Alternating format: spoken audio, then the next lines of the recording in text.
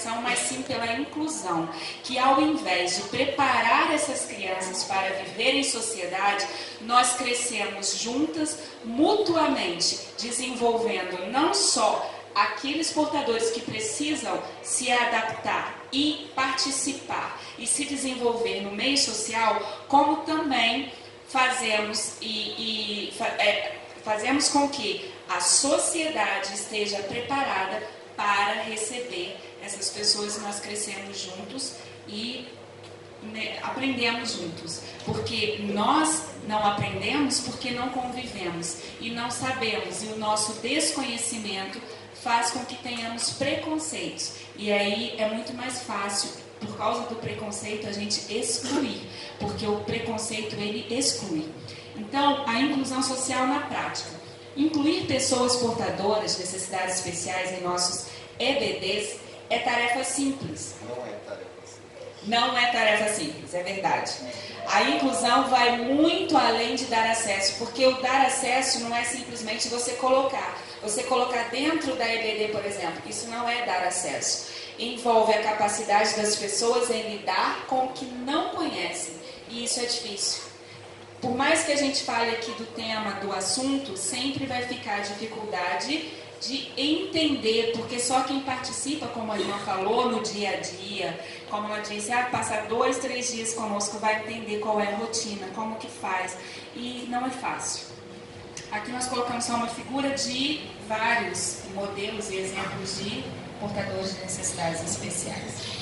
Nós cristãos somos chamados a ser a luz e o sal do mundo. Isso significa que nosso exemplo deve ser diferente. Em 1 Coríntios 12, Paulo fala da igreja como um corpo. Apesar de sermos diferentes, todos nós temos valor para Deus. Fomos todos criados para um fim, com algo de valor para oferecer. E se fosse seu filho? Essa é a pergunta que eu deixo para que vocês respondam internamente. E se fosse seu filho? Nós somos chamados a não ter preconceitos e a dar a todas as pessoas a oportunidade de desempenhar um papel na igreja e desenvolver seus dons e talentos. É curioso perceber o quanto sentimos pena das pessoas portadoras de necessidades especiais, mas essas pessoas não precisam e não querem nosso compadecimento, e sim nossa compaixão. Há muita diferença, viu, irmãos, entre pena e compaixão. Jesus, todas as vezes que aparece curando, ele não teve pena de nenhum daqueles quem ele curou, ele teve compaixão por cada uma daquelas vidas. E aqui é isso aí, vamos substituir pena por compaixão. A responsabilidade social da igreja está em Efésios 1:2. Passos para incluir portadores de necessidades especiais na igreja. Primeiro, seja natural, somos todos humanos, só que com algumas diferenças. Trate com respeito. Uma pessoa de 30 anos não deve ser tratada como criança. Por vezes a gente acha que só porque uma pessoa ela tem algum transtorno, por exemplo, como a síndrome de Down, ou um outro transtorno, ela tem 30 anos já, ou até mais, a gente trata como criança. E não há necessidade. Mudanças. É importante fazer um diagnóstico antes de começar a mudar a estrutura da EBD.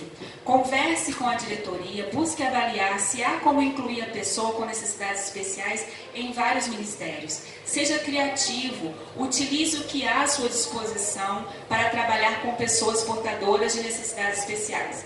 Informe-se das leis, isso é importante, tá, gente? Saber sobre as leis, porque até a nomenclatura ela muda conforme a lei. É importante saber as leis que abordam os portadores de necessidades especiais. Estruture o ambiente previamente, elabore materiais, sala, recursos visuais, programa com antecedência, ensino simples, a linguagem deve ser clara e as atividades devem ser curtas. O maior dos dons é o amor. A linguagem universal é a linguagem do amor. E é essa linguagem que nós precisamos ter para fazer com que a inclusão se torne efetiva. Mas, sobretudo, tende ardente amor um para com os outros, porque o amor cobrirá uma multidão de pecados. 1 Pedro 4,8.